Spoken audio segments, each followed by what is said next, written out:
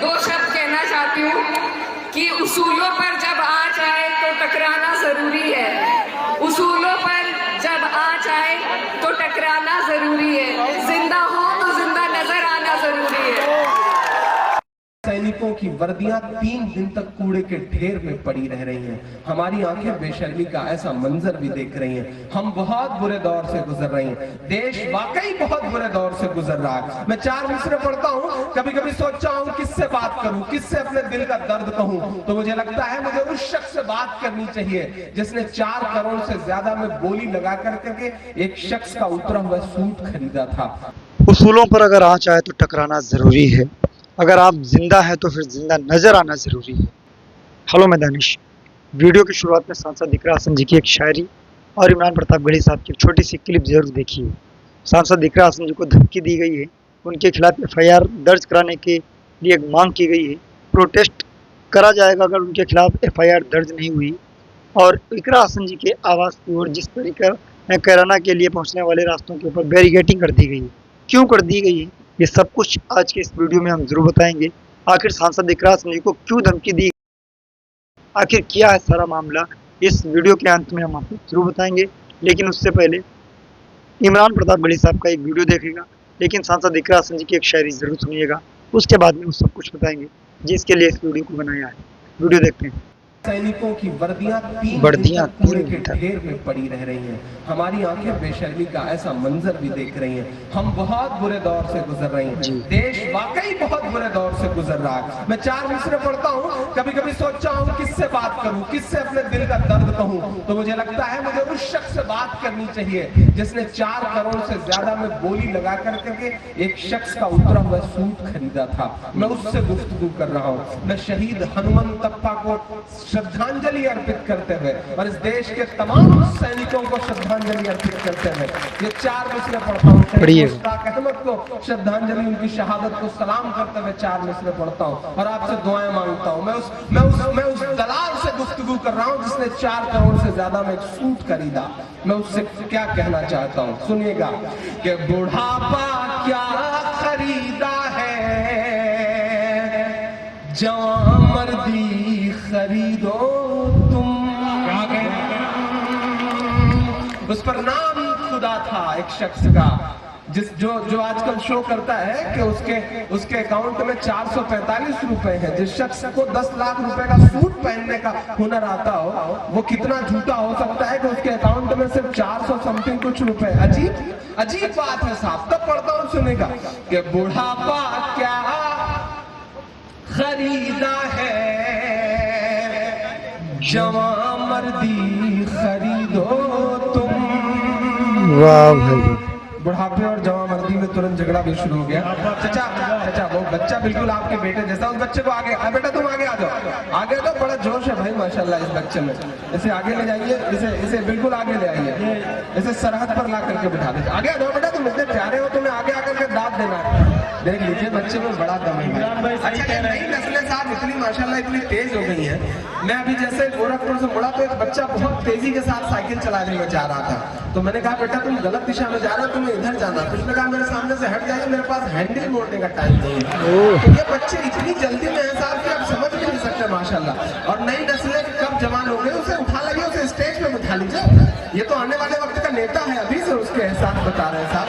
जिस अंदाज में झगड़े कर रहा है उसको तो पता चलता है कि आने वाले वक्त में इंशाल्लाह ठीक ठाक नेता बनेगा। कुछ ना बन सका तो प्रधान तो बन ही जाएगा, ये तो आप मान के चलो। बहुत प्यारा बच्चा है माशाल्लाह। आइए मैं पढ़ता हूँ कि बुढ़ापा क्या खरीदा है, जवां मर्दी खरीदो तुम। वतन के चाहने वालों की हमदर्दी खरीदो, वतन के चाहने वालों की हमदर्दी खरीदो तुम। सियासी शख्स की उतरन को लेने से तो बेहतर है। अगला मिसरा पुकार रहा है आपकी वतन परस्ती के जज्बे को। सियासी शख्स की उतरन को लेने से तो बेहतर है। क्या कहना है। वतन पर मरने वाले शख्स की वर्दी खरीदो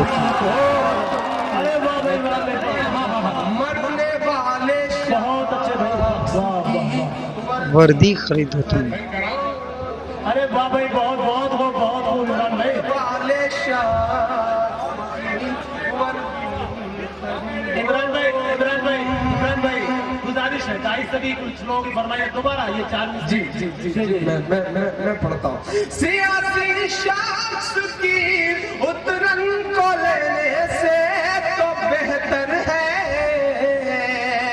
वतन पर मरने वाले शख्स की वर्दी खरीदो तुम और शहीदों का लहू पे आबरू करके चले आए। वाह भाई वाह। अजीब चीज पिछले दिनों से दिख रही है साहब। नाश्ता काबुल में हो रहा है, लंच लाहौर में। हिंदुस्तान तो बंदा सिर्फ खाली होने के लिए आता है, फिर निकल जाता है किसी मुल्क के सफर पर। पिछले दिनों वो बिना बताए, बिना किसी आधिकारिक प्रोटोकॉल के पहुंच गए साहब, उतरे गए। नहीं, मैं ये नहीं कह सकता कि उन्होंने बिरयानी खाया। जब आजम खान साहब कहते हैं कि उन्होंने कबाब खाया तो मैं उनकी बात कैसे झुठला सकता हूँ। इसलिए मैं भी यही मान के चल रहा हूँ कि उन्होंने कबाब खाए होंगे। मैं 4 मिसरे पढ़ता हूँ। आप सबकी आंखों में वो मंजर है, यहाँ बड़े जिम्मेदार पढ़े लिखे लोग बैठे हैं। मैं किसी पे तंज नहीं कर रहा हूँ, मैं सच बोल रहा हूँ। आपको याद होगा कि शहीद हेमराज का जब कटा हुआ सर नहीं मिला था, धड़ खाली हमारे मुल्क आया था। उसके बाद 10 दिन तक संसद नहीं चलने दी थी उन्होंने, ये कह करके कि जब तक एक सर के बदले 10 सर नहीं आएंगे तब तक संसद नहीं चलने दी जाएगी। आपकी जानकारी के लिए बताऊं महाराजगंज वालों कि पूरे यूपीए के 10 साल के शासनकाल में उतने सैनिक नहीं मारे गए थे जितने पिछले 16 महीने में मारे गए हैं। सिर्फ भाषण है, सिर्फ भाषण है।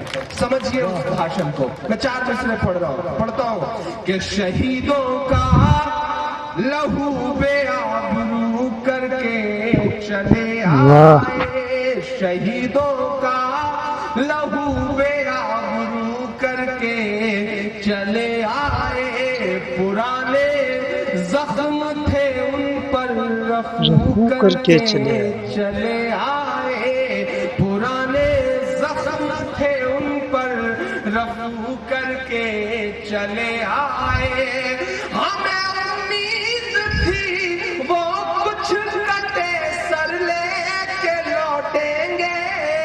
क्या कहने हैं। हमें उम्मीद थी वो कुछ कटे सर लेके लौटेंगे, मगर साहब गए तो पांव छू करके चले आए। क्या कहना है, छू करके चले आए। बहुत जिम्मेदारी से। तो दोस्तों इमरान प्रताप बड़ी साहब का आप 2 शब्द कहना चाहती हूँ कि उसूलों पर जब आँच आए तो टकराना जरूरी है।